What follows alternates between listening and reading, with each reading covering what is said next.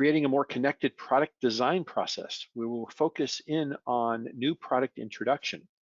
I'm David Isaacson. I'm joined by Tom Barlow, but before we get into the details of today's webinar, I do want to just give a little bit of logistics here. So Tom, on the next slide, we are using GoToWebinar. If you have any questions, please use the widget on the right-hand side of the screen to submit a question. We are also recording today's webinar, so you'll get a copy of that, as will all registrants to today's session. All right, so let's get into the details of the webinar. We'll spend about the next 30 to 45 minutes going through a number of different topics, as you can see on the agenda there.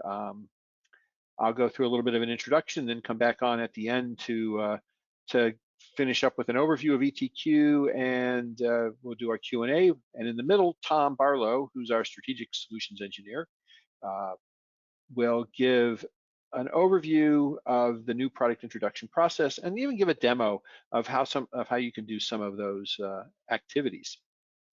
But before we get into the details, I just want to go into some of the challenges with new product introduction. And these are some that we've seen in the marketplace, seen from our customers. You may have others that could be added to this. Some of these may sound familiar, some you haven't seen before, but when you think about bringing new products to market, do you see inconsistent processes? Maybe reduced productivity makes it take longer to get something to market. Are you unable to track the status of new products along the way through the development cycle? Does quality not play a role, or plays a role very late in the whole process? And there are lots and lots of different areas to focus. And the last one I'll just mention is on the supply chain. What kind of visibility do you have into the supply chain, and how that can impact products as they go through the development process? In fact, our CEO for Hexagon, Paolo, at his Hexagon Live presentation, noted the following stat, that 20 years ago, about 50% of the value of a product was from the supply chain. Today, that number is over 80%. So when you think about new product introduction, you also have to think about suppliers. Just something to leave everybody with, a thought to leave everybody with. And with that, I'm going to turn it over now to Tom, who's going to take us on a journey through new product introduction. Over to you, Tom. Thank you very much, David. So what I'm going to do is do a little overview of Reliance first, and then I'll jump into a process overview, which will talk about how it all fits together with our new product introduction process. And then I'll jump into a brief demonstration of it within our tool, and then we'll move on to David to continue with our discussion. ETQ Reliance is a web-based, workflow-based business process automation platform that is cloud native. It has 42 pre-configured applications that are, and I use the term pre-configured because we use our own configuration tool to pre-build or pre-configure the applications that you can then use. You can also configure them yourselves or ask us to assist you using the ETQ Designer tool. So it's really a very, very agile system that's very configurable.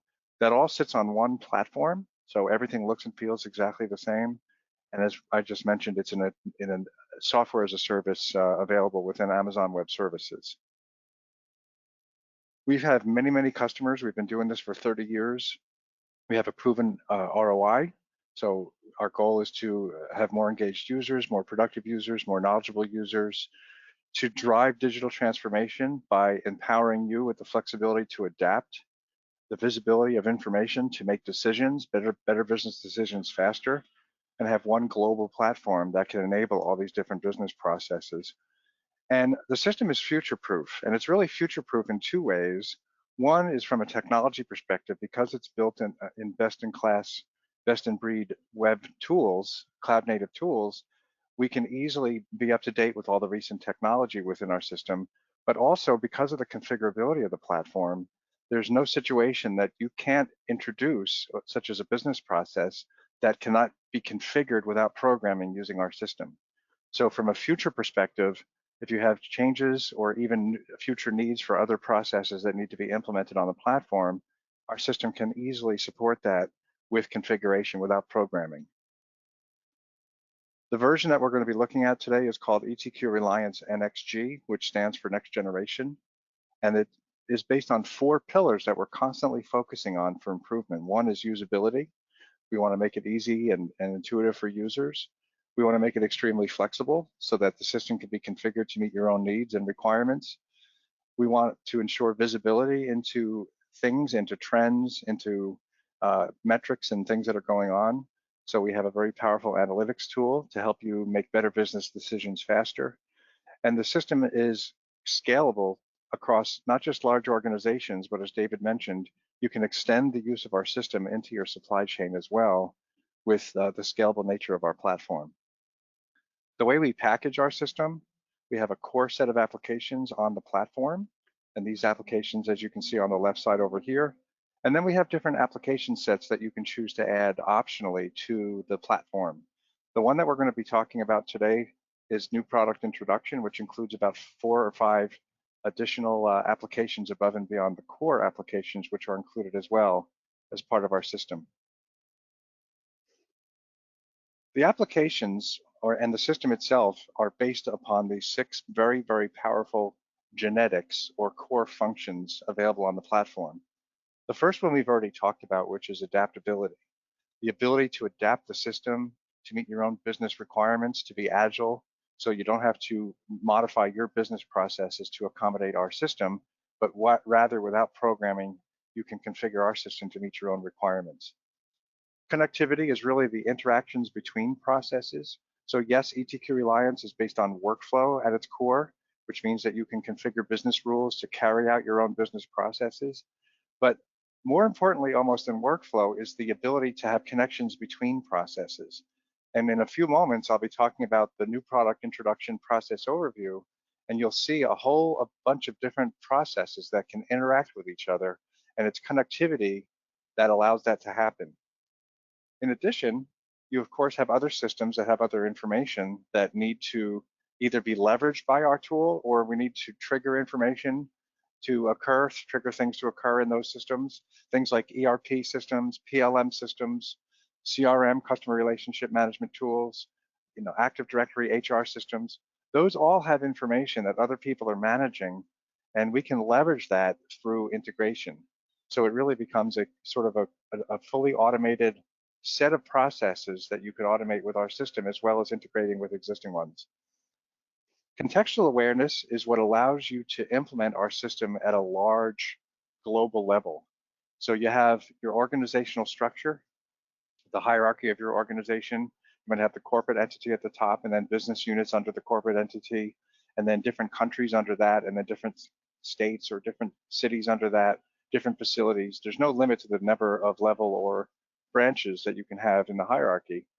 And what our system does is it allows you to associate records with locations as well as users.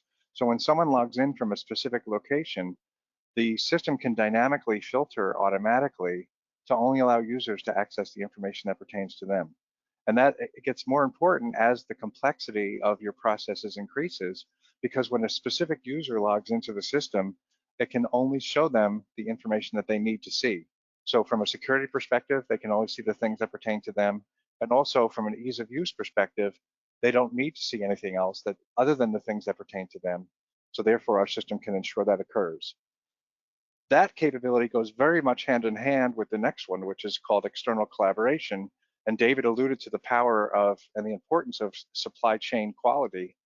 You can extend the use of our system to external users, such as suppliers and contractors. You can extend your hierarchy to include external organizations like suppliers. And then when someone logs in from a supplier organization, the system can automatically filter and only show the supplier the information that pertains to them within the system. So essentially extending the power of standard workflow functionality to include any external users in any business process that you want to. In addition, anywhere access pertains to the ability to use the system no matter where you are, whether you're at your laptop or desktop using the web version. You can also use the web browser on your tablets like Firefox or Chrome, for example, to be portable and still use the system using the browser. And we also have a companion mobility application that you can download for Apple or Android devices, which gives you the additional capability of working online or offline. So if you happen to be going someplace and you're not sure if you'll have access to the web, you can use our system offline as well. So those are the 6 genetics that I wanted to bring to your attention because it really is key to the functionality of implementing our system at a much larger global level. And you can even use it if you're a smaller organization as well. So you can leverage that functionality. So what I'm going to do now briefly is introduce the concept of the product design or new product introduction process as it's set up in our system. So there's a need for a product. Let's say your organization has a need for either a new product or re-engineering or modifying an existing product. Once again, as I mentioned, you could integrate with existing systems to pull that information in. And from there, what you can do is launch a change record. So in our system, we have a core application called Change Management. It lets you define the change, get approvals of the change. If it's a new product introduction project or a new product introduction process, you might have justifications for the product, all kinds of approvals that have to take place. And depending on the complexity of what has to happen next is you could either use the action planning functionality in the change management application to propose and then delegate and assign different actions to different people. But you could also use our application called Project Control, within which you could have something like an APQP project or other kind of new product introduction project that you define. And the beauty of this application is it allows you to have a very, very complex project, and it ensures that you can carry that same project out repeatedly every single time you need to do a new product introduction. Within the project control application, you're predefining the main phases or milestones. You're defining tasks that have to take place. Using standard workflow functionality, the system will then assign tasks to individuals based on role. So somebody would receive a task to do, create specifications, to do a failure mode and effects analysis, or whatever the processes might be, using standard workflow to make sure it gets done. But in addition, we can now drive other things and other processes in other places within our system. So part of the new product introduction may be the need to create documents, whether it's procedures, work instructions, or specifications. You can use our document control application. We also have another application that's part of the NPI application set called Product Specification Management. That's very similar to document control, but you can also do a bill of materials in that application, for example, where you have a hierarchical set of products related to each other, or components or subcomponents. So you can drive all that and then link between the project itself and the individual records that get created in these other places. So there's full traceability. Once again, one of the standard capabilities of our system is to tie documents into training. So as a document gets created or revised, you can identify it as a training requirement based on location, by role, by department, for example, to ensure that your employees are either acknowledging that they're aware of new documents and or taking a multiple choice test to verify that they read and understood the document. So you make sure that employees have the most recent information that they need.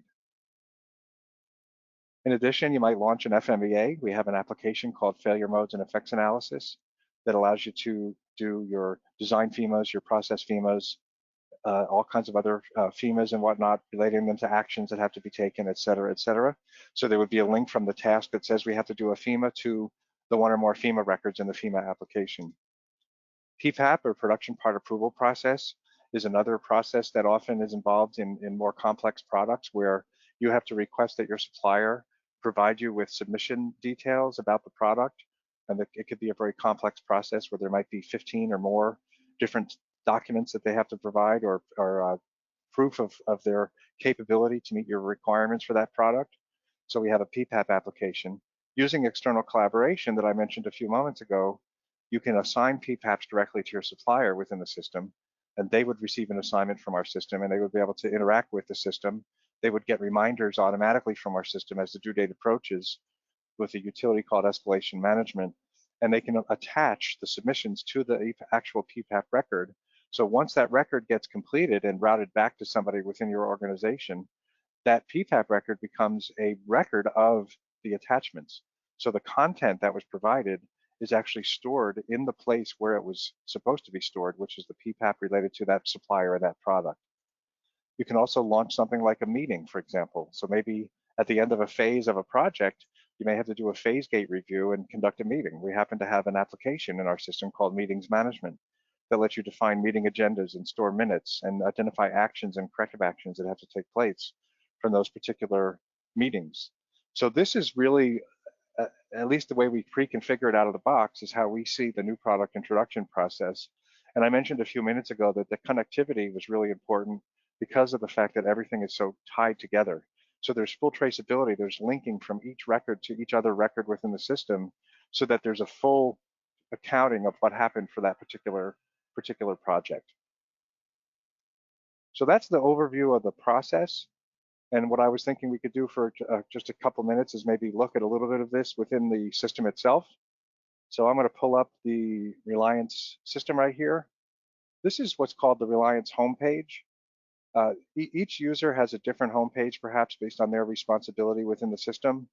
I can access any assignments that are sitting right here. So for example, here's an example of several project tasks that are currently assigned to me. I would have initially received an assignment email from the system assigning something to me that looks similar to this. So even if I was not logged into the system, it would send me an assignment with a hyperlink to that record. So it alerts me to the fact that I have to do something. I can also see any assignments that are sitting here. And then our system has that escalation tool that I alluded to before that tracks any upcoming due dates to make sure that they get done in a timely manner. So as the due date approaches, it can start to send reminders to the people responsible. I'm going to jump into the project control application for a second and show you a couple of different things around that. So as I mentioned, there could have been a change record that occurred prior to a project, or you don't necessarily need to implement it that way. You can just use the project application to create new projects based on the templates that I discussed a few moments ago. So this is more like the program manager's overview of the projects. So if I click over here, this is a list of all the open projects. And we have the risk status that's clearly identified. I can see at a high level what the status of the projects are.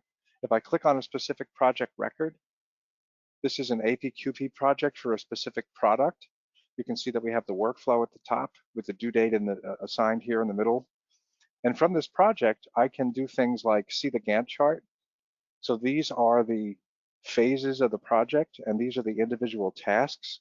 And you can see as I mouse over the tasks, I can see what the task is, who it's assigned to, when it's due, et cetera, et cetera. So that information is pretty powerful because it makes it readily available to you to see what's going on. In addition to the projects, at a high level, I can also look at the individual tasks within a specific project. And as I mentioned before, these tasks are assigned using standard workflow functionality. So I can see the 4 tasks that are currently assigned to me. These are what's called views. These views are configurable. So we provide these pre-configured in the system, but if you needed to have additional details on a form where you could drag and drop a new field onto a form, you can then go into any view as an administrator within our system and add additional columns. And I can also filter by views. So you just saw that I quickly filtered for all the projects, tasks that are assigned to me, but I can also implement additional filters by just starting to type additional things like this. And once I filter what I'm looking for, I can even open up the task itself. So this is one specific task out of what could be many tasks in a specific project. This record, the purpose of this record is it's telling me what I have to do, and it tells whoever is responsible for that record when it's due. But then what I can do is, and this is the part where organizations often struggle, is how do you store the objective evidence of the outputs from that particular task? So a lot of people put stuff on SharePoint in folders or their corporate directory somewhere. It may not be always managed in a consistent way. So with our tool, you can either attach those outputs to the record that it pertains to. So this becomes the mechanism to store the output for that task, and or you can link to other things. So in this case, I can link to another record. So this is a record in our product specification management application. So this is a workflow-based application for you to control your specs. It has all the control details. It has, most importantly, a relationship section over here. This is the hierarchy of the BOM, essentially. So I can click on this, and it shows me that I have different components and subcomponents related to that particular product. So each of these is under separate control. And the system also automatically builds the BOM down here. So it identifies the product, it identifies the operation needed, the quantity, et cetera, from that BOM. We have a lot of customers that integrate this with their PLM system as well. So there's integration there to ensure automation and seamless interactions between your various systems. So that's just an example of one type of a task. There could be others. There could be a FMEA task. So this is a similar record to the one that we just saw, but instead of launching a product specification in the product spec application, in this case, this is now going to link into the FMEA application.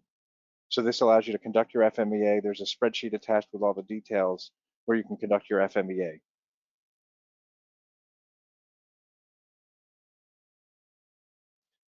And there are other tasks very similar to what we just discussed. It could be a production part approval task. There could be other tasks that have to happen. This is going to track it to make sure that it gets completed, et cetera, et cetera. So David, that's what I was planning on covering, at least for this overview demo, this brief overview demonstration of the project control application as it ties into the NPI process. All right, Tom, it's amazing. Does a lot. That's the thing everybody should be understanding, is that new product introduction covers a lot of different areas, Tom. And we just touched on some of the capabilities that it can provide. What I want to do is talk about, an ETQ overview a little bit more, and just go beyond just the NPI piece of it that Tom talked about, because this really does apply, if you look at the next slide, across the whole life cycle. Quality really does apply across the whole life cycle, and new product introduction fits into this and connects. Think about connectivity between all these different tasks that need to be done to bring a product to market, right? From product design all the way through to customer usage. Tracking those products, tracking your bill of materials, tracking your suppliers, tracking what's going on the manufacturing floor, on the shop floor, is critical through this whole product life cycle. And so there are certainly implications as you bring a new product or an updated product to market. And so part of what ETQ really strives to look at is this life cycle, but also the journey, because we know our customers are in different areas in terms of the journey from a quality perspective. And on the next slide, we see what we call our quality journey, and some customers are, just starting out and aren't quite ready for new product introduction, potentially, getting ready with document control and training management and audits and corrective actions and some of the basic quality capabilities. But as you move to the right on that journey, you start to really understand the value and the power that you have. And it's not just, simple tasks anymore, but it becomes a bit more complex in terms of, again, the connectivity, and it becomes more powerful in terms of being able to make sure that every step of the process, you as a quality professional know what's going on and can influence and impact. It's not so much that you're watching out just for problems, but you can actually help the whole process avoid problems. And I think that's part of the value that you saw what Tom was showing. And in terms of the whole quality journey, as you go through the accelerate phase, and getting richer and integrating different systems. Tom talked about PLM, being integrated in here, things like that. And then the expansion, where we really do get the supply chain as part of the entire process. And then at the high level, when we get to the transform phase, we talk about digital transformation, we talk about quality 4.0, the smart factory, and all of that comes together into a very harmonized and global type of an approach to quality. Now, we as an organization, ETQ, provide the software that you saw today, ETQ Reliance, and we provide it to a lot of different customers. And we're able to provide it to multiple different industries, as you can see on this slide, that it's not just manufacturing or discrete manufacturing, but it's also food and bev, consumer goods, electronics, life science organizations, and medical devices and pharma, and on and on and on. So the value goes even beyond just within your own organization, but we find that based upon these different companies, these different verticals that take advantage of the QMS, that they share ideas. We're able to bring best practices from multiple industries, but our customers talk to each other. Very strong community of users who share ideas and have helped move the whole quality management industry forward. And let me give you a case study, just an example of how new product introduction specifically has actually helped an organization. If you've been on these webinars before, you've heard of a number of different organizations that use QMS Reliance to support their operations. And one of those organizations is Wabtec, which is an organization that builds locomotives and trains. And they use Reliance to help them in a number of areas, including new product introduction. And they have a direct line of sight from using new product introduction and supply chain quality to savings in terms of dollars, but also in terms of improved quality. And so you see some of the statistics there on the slide. They catch the problems and they have visibility in those problems, but they catch them earlier in the life cycle. So as they go through the whole new product introduction cycle, they're finding these problems earlier and earlier. And the earlier you catch a problem, as we all know, the less it costs to remediate. And they're producing products with just fewer defects overall. Means that they've seen a reduction in the cost of quality that they've had to worry about, so their cost of poor quality has gone down, and they've seen tremendous productivity gains over the last decade. So this focus on quality, this unending laser-like understanding of what's going on at every stage of the process really drives significant business value. And that's something that we as quality professionals can give to our organizations every day. So with that, I think what we'll do is open it up for questions. Just a reminder, please use the widget on the right-hand side of the screen and go to webinar to fill in any questions, ask us any questions. Also, Tom has displayed just a few pieces of resources, pieces of collateral and other items that are available on etq.com. Please check it out. As I said, we will send everybody a copy of the recording. And at this time, I'm going to go ahead and see what we have from a questions perspective. We have a few here. Let me just bring them up. So Tom, a few questions here. First, yeah, that's a good idea. We can turn on the cameras. And let me ask you the first question here. It's from Hemant, and he wants to know, how do you define specifications? Well, specifications are the requirements for a specific product. So it defines all the inspection criteria for a specific product. So what our tool does is it allows you to not only manage the specifications for products, but also tie them all together into components and subcomponents and manage each aspect of that particular product in the specification. Okay. The second question is from Gulam, and how can we set product validation during the design process? That's a great question. That could just be another part of the project that I just discussed. So there could be a validation stage at the very end. So you've got the new product introduction phases or gates that have to take place with all the related tasks. But then at the end, there may be a validation set of things that have to take place. See, the thing about Reliance, and I meant to mention this at the end of the demo, is that it's designed to handle complexity with simplicity. When you do new product introduction, there are a lot of different moving parts. A lot of things have to happen. A lot of things are related to each other. And what our tool does extremely well is allows you to ensure that you have a repeatable process, to ensure that all the process steps or tasks that have to happen using standard workflow to assign things and make sure they get done, but more importantly, link to all the other related parts of that. Okay. And another question has come in. This is from Leslie. I guess in the webinar write-up, we had mentioned new product specifications. Could you go over how requirement traceability might be used in this application? I'm not quite sure what's meant by that. Could you provide some more clarification, Leslie, on that question? All right, yeah, we'll ask Leslie to submit a little bit more.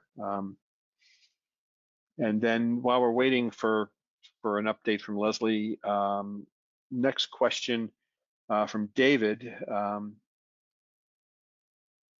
Let's see. Do you plan to incorporate control plans and FMEA linkage? We do. So we have an ongoing project right now to enhance our FMEA application that is compliant with the AIAG VDA requirements that allows you to tie all of that together. So the FMEA is tied to the control plan. The characteristics are separately controlled and managed in that application. And there's traceability with all the relationships between the characteristics and all the FMEAs and all the control plans. Okay. All right, so we got a little bit more from Leslie. So if I look at the new product introduction application set that's within Reliance today, there's a product specification application or module for parts with a bill of materials. I was wondering if there are any plans to have a way to connect product design requirements to that application and have, you know, the requirement traceability in there. Does that help? And maybe we have to have more of a conversation with Leslie directly. Yeah, we may have to do that. What we can do is we do have the ability to define requirements. We have an application called compliance obligations in the system. So this is not related to product, but it could be used in the same way.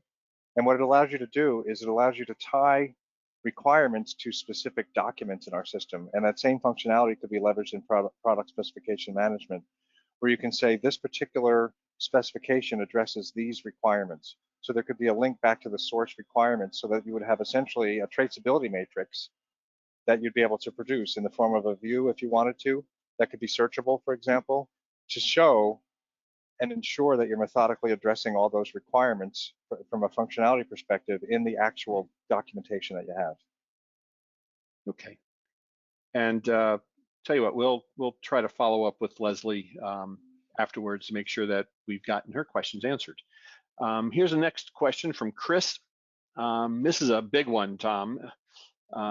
It's overarching here. Is what is reengineering and how do you apply reengineering to improve the product design? That seems pretty broad, but maybe pretty important as well.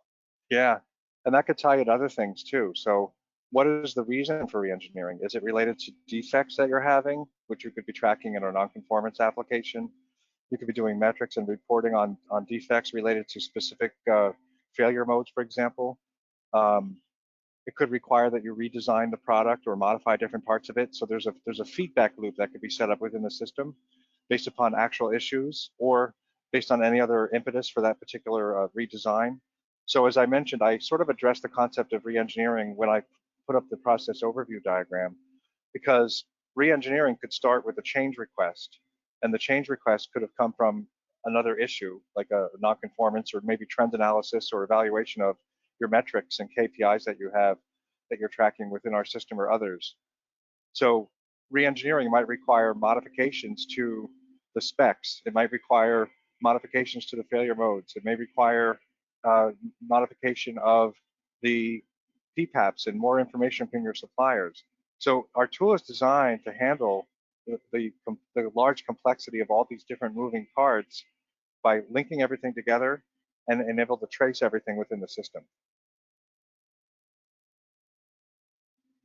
Okay, excellent. All right, so we have a question from Bob. Does this product provide a repository of possible requirements that can be chosen to populate an IOV? Then can those IOV requirements automatically populate a verification plan and a report? Not pre-configured, but it could be configured to do so. So you could have records that are each individual requirement, and then you could tie it into the other aspects of the design that are put in place to meet those specific requirements. So we probably want to drill down with you a little bit more as well, Chris, on that one. Yeah, that was Bob actually. So Bob, I'm sorry, Bob. yeah, Sorry. that's okay. That's okay. All right. That's the last question that we have right now. Give everybody one more moment. See if there's any other questions coming in. If not, Tom, that was very, very interesting, and I think gives everybody a quick introduction to the new product introduction process and the value it can bring. Thank you to everyone who joined us today on this webinar. Thank you, Tom, and we'll talk to everybody on the next one. And David, I just put up a slide that shows when our next one is. There we go. November 17th on training management. A very important topic these days, especially as we start to think about who needs to be trained. We hear more and more about connected worker and enabling different people to make sure that they have the right skills and the right training to do the jobs that we're asking them to do. So I think that's going to be really interesting. Thanks. Again, thank you, Tom. Thank you, everyone, for joining us. Have a good day. Bye-bye.